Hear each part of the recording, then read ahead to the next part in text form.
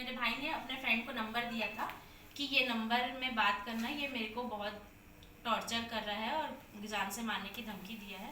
उस नंबर से ये पता चला है कि वो नंबर है आमीन कुरैशी का और पिता अकरम कुरैशी।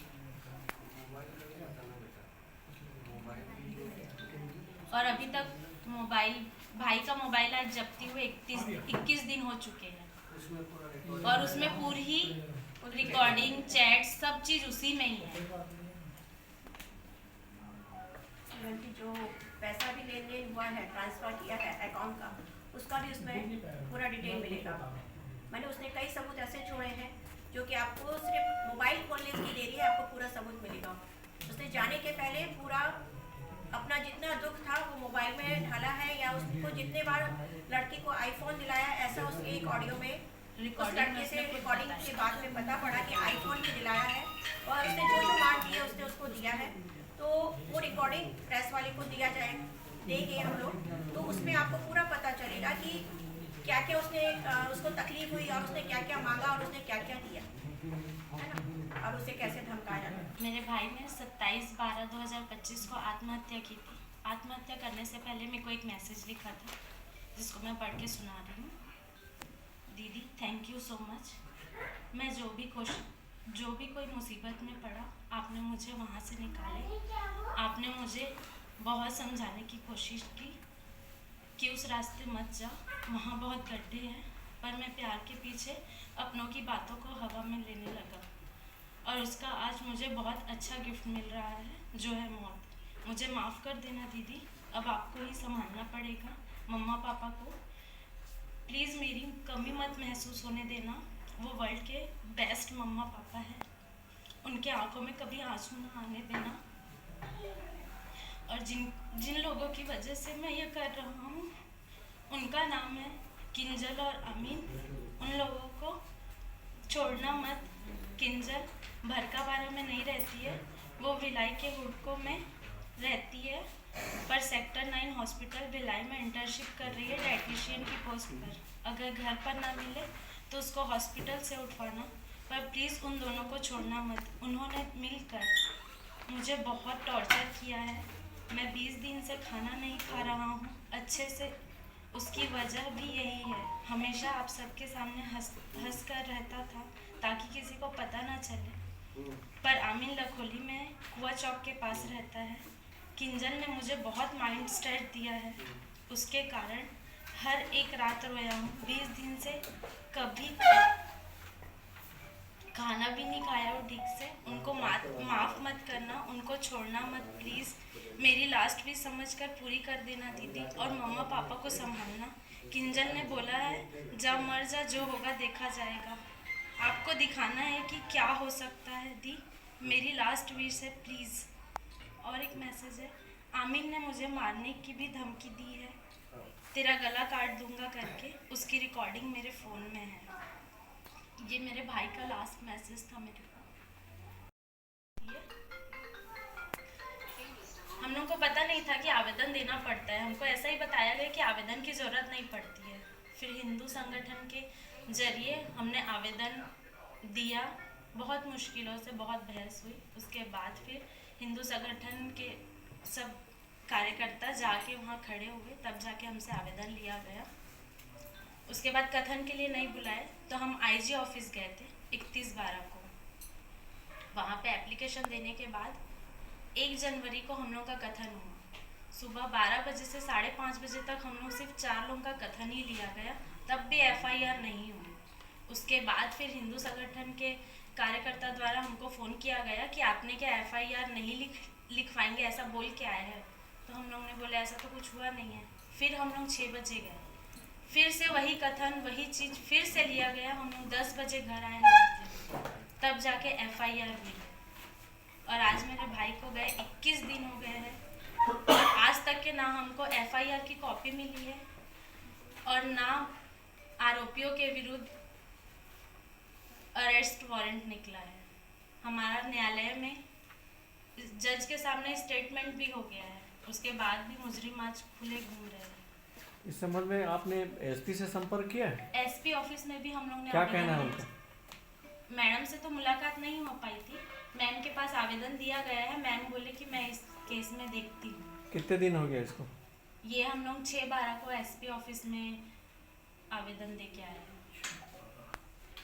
उसके बाद कितने बार थाने 6 जनवरी। उसके बाद कितने बार आप थाने जा चुके हैं, संपर्क कर चुके हैं? कुछ भी उसमें एक्टिविटीज नजर नहीं आ रही? थाने हम लोग हर 2 दिन 1 दिन में जाते ही हैं। वहाँ या तो टीआई नहीं रहते हैं या फिर जो इन्वेस्टिगेट ऑफिसर है वो शायद ट्रेनिंग में है, तो बाकी जो बोलते हैं वो बोलते हैं हमको इस केस के बारे में कुछ नहीं पता। कौन सा थाना मैडम? चिखली।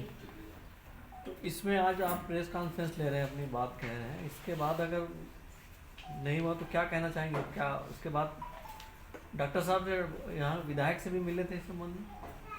नहीं, विधायक से तो नहीं।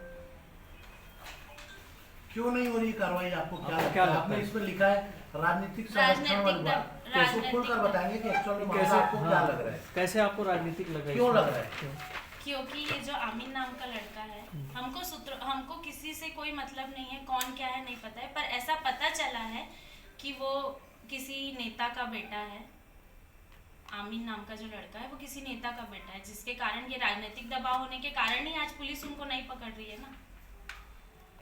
वो बोलते हैं कि मतलब कि यहाँ है ही नहीं उन लोग, तो क्या वो मंगल ग्रह चले गए हैं? पृथ्वी में है ही नहीं, जिसके कारण पुलिस उनको नहीं पकड़ पा रही है। ऐसा ही कुछ होगा ना, क्योंकि हमारी प्रशासन तो इतनी स्ट्रांग है कि इंडिया क्या पूरे वर्ल्ड में भी कहीं रहे तो उनको खोज सकती है। तो ये तो छोटा सा राजनांदगांव ही है ना, तो मतलब वो पृथ्वी में ही नहीं है, मंगल ग्रह चले गए होंगे, जिनके लिए हमको फिर अंतरिक्ष वंतरिक्ष जाना पड़ेगा, इसीलिए पुलिस प्रशासन ध्यान नहीं दे रही है। उनको न्याय मिले और मुजरिमों निष्पक्ष कार्रवाई हो।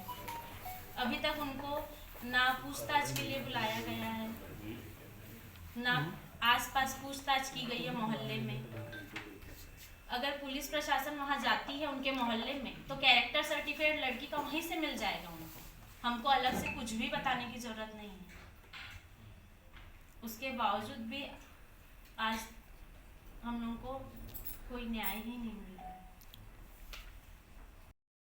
लड़के की है जिसमें उसने मेरे भाई को जान से मारने की धमकी दी है, बहुत गंदी गंदी गालियाँ भी यूज़ की है, जिसको हम पब्लिकली नहीं सुना सकते हैं। वो चीज़ भी हमने पुलिस के पास दे चुके हैं। वो सब सुनने के बावजूद भी आज तक उस लड़के के बारे में ना हमसे कुछ पूछा गया, ना उनको बुलाया गया और ना उनको पकड़ा गया। जैसा कि आप बोल रहे हैं कि उस लड़के के बारे में आप ज़्यादा कुछ जानते नहीं हैं, तो पुलिस कैसे आइडेंटिफाई करेगी कि वो जो व्यक्ति है वो वही है? एक नाम किस मामले को लेकर यहाँ आए? क्या आपकी शिकायत है? अभी तक क्या कार्रवाई की? मेरा नाम मुनमुन पोरिया है। मैं अपने भाई के आत्महत्या केस के लिए यहाँ पे आई हूँ, जिसकी अभी तक कोई सुनवाई नहीं हो रही है, हमको न्याय नहीं मिल रहा है।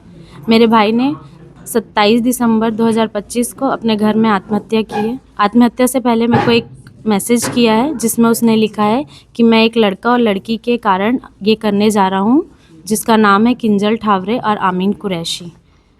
उसने लिखा है कि मेरे को लड़की और लड़के ने मिलके 20 दिन से टॉर्चर कर रहे हैं, माइंड स्ट्रेस दे रहे हैं और अब मेरे से ये बर्दाश्त नहीं हो रहा है माइंड स्ट्रेस, इसलिए मैं ये कदम उठाने जा रहा हूँ। और बोला है कि उन लोगों को कड़ी से कड़ी सज़ा मिलनी चाहिए। ये उसने लास्ट विश लेके गया है मेरे पास से, ठीक है। तो हम 30 तारीख को थाना गए थे, वहाँ पे हमने आवेदन दिया। 1 तारीख को हमारा कथन हुआ। 8 तारीख को हम लोग ने न्यायालय में जज के सामने अपना स्टेटमेंट दिए,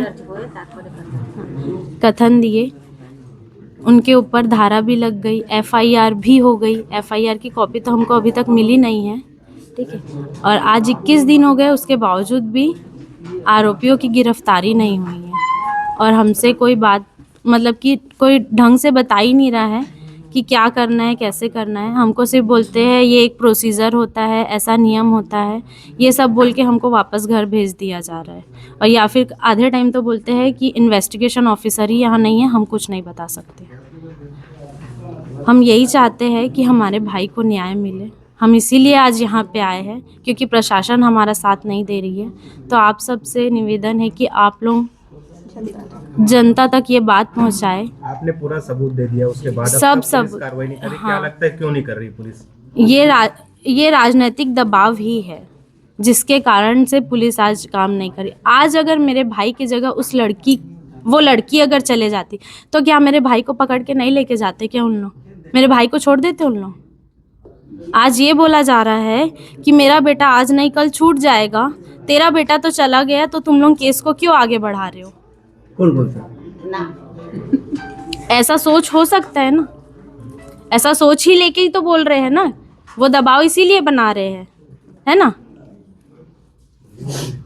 इस थाने में कार्रवाई नहीं हुई अभी तक, इसको लेकर शिकायत किसी पुलिस अधिकारी के पास आप लोग गए? हम लोग आईजी ऑफिस गए थे, एसपी ऑफिस में आवेदन भी दिए, मैम से मुलाकात नहीं हो पाई है, बाकी सीएसपी मैम से डायरेक्ट मुलाकात हुई है, उनने भी हमको बोले कि मैं इस कार्रवाई को देखूंगी, खुद रह के जांच करवाऊंगी। बट आज 21 दिन हो गए, कोई जांच भी नहीं हो रही है, न्याय भी नहीं मिला है। शुभ नाम? मेरा नाम मुनमुन पोरिया।